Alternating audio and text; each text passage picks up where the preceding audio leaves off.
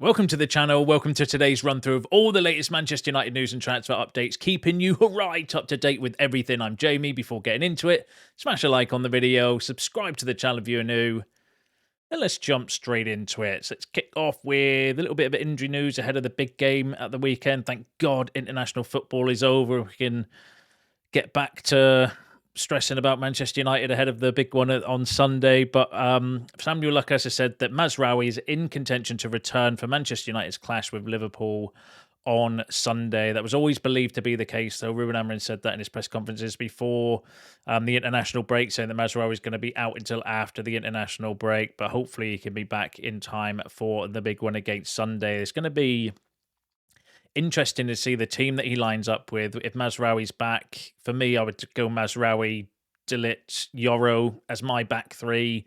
I like still keeping Ahmed on as wing back, but is Ruben Amorim going to do that away at Anfield?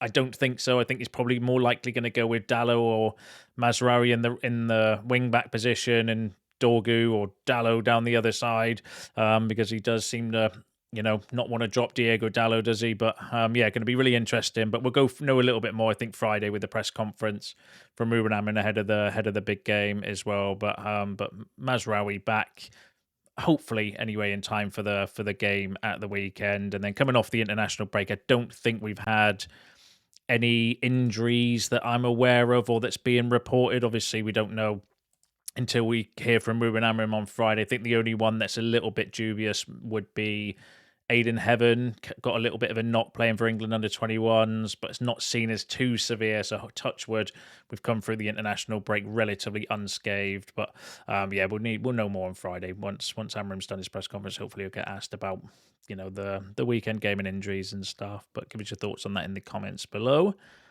Let's go through a little bit of takeover stuff. Not too much going on since the update that I brought you yesterday with Laurie Whitwell and Andy Mitten and a few others kind of saying that there doesn't seem to be much more progressing in there. Relatively quiet regarding that. Ben Jacobs had the following to say, though, on the takeover rumours. He said, "It's not Saudi. I'm getting denials from sources that it's Qatar and that Sheikh Jassim may return." So, but that was widely reported anyway, I think, around the time after Turkey Al Sheikh's second post when he said, "Look, it's not from my country." Ben Jacobs went on to say, though, but there is a group specifically from the UAE that are interested and are exploring whether or not they can put together a consortium and have actually approached some ex-Manchester United players not to invest but to be ambassadors.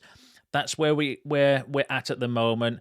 This group may be advanced in terms of internally putting itself together, but they haven't placed a bid, nor have they even alerted the Glazers yet. We'll have to wait and see how it develops. So maybe that's what Turkey Al Sheikh is talking about when maybe he's hearing that there's a UAE consortium that are trying to put themselves together to generate the money to then take it to the Glazers to try and buy the club. But at this stage, it's been a bit of a storm in a teacup. I think there's not really too much other news other than that going on. I think Chris Wheeler did say in a piece that I read in the Daily Mail that the Glazers still value the club at around $6 billion or around that amount, which is currently about 3 times more than what the club is worth. With the $33 share, though, that with the drag along rights, which values the club at $33 per share under Sir Jim, they can get a little bit more money by selling it now. So, but whether there's an appetite to sell or not, we just don't know at this stage. But I'll keep my ears to the ground on it for you. But at the moment, nothing more significant than that going through. But give us your shouts in the comments below. Let's go through a little bit of transfer news.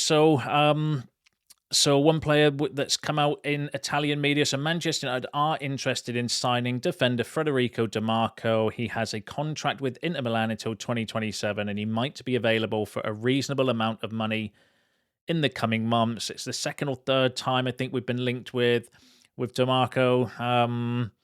Coming from Inter Live, though, more Italian media. I personally just don't trust the Italian news outlets because of everything that happened in the summer with Jadon Sancho specifically, the fact they've been banging on about Zirkzee going back ever since he signed for us as well, and none of it's ever come true. In especially the Sancho one, we were hearing it's close and medicals being booked and stuff. And last time I checked, Jadon Sancho's not playing in Italy, so it was a load of waffle when it comes to it. I mean, Di Marco's a good player. I was thinking the other day, what if we can't get a midfielder in January? Do we pivot and actually see if we can get a wing back in January if somebody becomes available? But it's believed to be maybe it's more the right hand side that they're looking for, not necessarily the left. But we'll pay attention to it. I'm gonna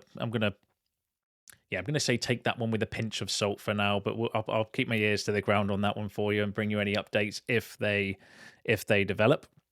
Now, we know the area that we are definitely looking to strengthen in 2026, whether that's January or in the summer, is the midfield position. Now, this is interesting. That's came out from iPaper and Pete Hall saying that Man United knew Michael Carrick as Carlos Baleba slips down the shortlist, which is interesting. So in the report, it says Adam Wharton has overtaken Carlos Baleba on Manchester United's list of transfer targets.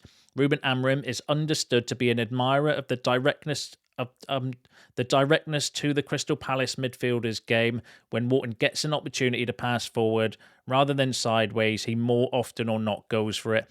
Baleba has been a long-term target to revolutionise United's midfield, but the Brighton midfielders' inauspicious start to the season has convinced some of the Premier League's most successful clubs to explore a move for a different profile of player altogether, and Wharton fits the bill. And it goes on to say sources have told the iPaper that Wharton's effortless ascendancy, along with the fact that Baleba seems to struggle with the attention, having not completed a single full 90 minutes for Brighton this term, has caused several senior United figures to rethink their shortlist. So what he's effectively alluding to in here, which is what some of you have been saying in the comments of previous videos, is because of Carlos Baleba's start to the season and the fact that, because he's been linked to United, his form's literally dropped off a cliff. He's not completed 90 minutes yet for Brighton. He's been really bad at the start of the season by his standards, or by anyone's standards, I suppose. And that's potentially pivoted United to actually think, well, can we go for Adam Wharton instead, rather than Carlos Baleba, because you've got to factor in, the costs involved as well, especially if the report that was coming out yesterday, like £105 million Brighton would want for Carlos Baleba. Romano has said that Crystal Palace haven't put a figure on Adam Wharton yet, but I can't see them. Well, I mean, they might do, but are they going to ask for that type of money for Adam Wharton? I don't know. The one thing that worries about me with Wharton, though, is the competition. A lot of teams are interested in Wharton because he is a really good midfielder, especially as it says that the comparisons to Michael Carrick I can get, that forward thinking, forward passing type of midfielder. So I actually do, I like Adam Wharton. I think he'd be a good shout for the midfield. Going back to the report, though, it says Baleba's price tag remains over the £100 million mark. One United are not willing to meet. His form could bring that figure down, but there's a feeling Wharton would still represent a cheaper option. It is unclear what fee Palace would command at this stage, and there has been no contact from United. The Eagles are under no pressure to sell, and as we saw with Mark Gahey's collapsed Liverpool move in the summer, they want to secure a replacement before Wharton is allowed to leave. Now, there were talks when we went through the news yesterday about Palace potentially being interested in Joe Bellingham. So would Joe Bellingham, if he doesn't, get into the team and he continues not getting picked for Borussia Dortmund, potentially be a replacement that Palace would look for Adam Wharton if he goes next summer. It's not going to be a January deal, that though, unless you massively overpay, I think, to try and get him in January. But then what's his appetite going to be to leave in a World Cup year? I know he's not in the England squad, but he's probably got aspirations to get into that England squad, and being in a settled team and a settled environment, I think, would give you more merit to do that rather than swapping halfway through a season. So according to that report, Adam Wharton is now overtaking Carlos Baleba as United's priority. Give us your thoughts and feelings on that in the comments below. I can see, if you're talking the sort of money, 60 to 100 million pounds for a midfielder, I can see the low risk of going for someone like Adam Wharton at the moment. He would meet the homegrown quota as well. Like, he does tick a lot of the boxes. Carlos Baleba is a different profile of midfielder, but there is a concern with his form. The fact that he's dropped off a cliff effectively this season. That's just with being linked to United. I don't know. I don't know if he would be able to handle the actual pressure at being at United, because it is a pressure cooker, and bigger, players and more experienced players have folded under that pressure as well. So yeah, maybe the club are looking at that, but we'll need to wait and see. It's an interesting report from iPaper. Not the most credible source though. It's not like an Ornstein or a Romano or somebody like that. So we'll need to keep an eye on it, and I'm sure it's going to flip flop. I think we're going to get loads of stories where we already have. I mean, what's the count up to now on midfielders? By the way, the last time I remember counting it was 11, and that was a couple of weeks ago. And I'm pretty sure we've been linked with about 4 or 5 different midfielders since then. So we've probably been linked with about 15 midfielders between the summer transfer window ending and now as it is. So it's just going to continue, because everyone knows that's the area that we're looking to strengthen. So they're going to keep putting stories out there as well. But I think the more credible ones would be Baleba, Wharton, Anderson. They're the 3 names that keep popping up. I would put Humeland there as well as the ones that are predominantly linked for that position. But who knows? Maybe they are going to pull a rabbit out of the hat, like the young lad we were linked with the other day. Was it Biden? Some of you were mentioning in the comments. Absolutely hilarious. Joe Biden coming in. Is it Bidon? I think it's pronounced. Looks like a young, prospect player. Could we look for somebody like that? Who knows? We'll just have to wait and see how it all plays out. But give us your thoughts on Wharton ahead of Baleba in the comments. Good shout, bad shout. Get involved. Let me know what you think on that below. Now let's go through.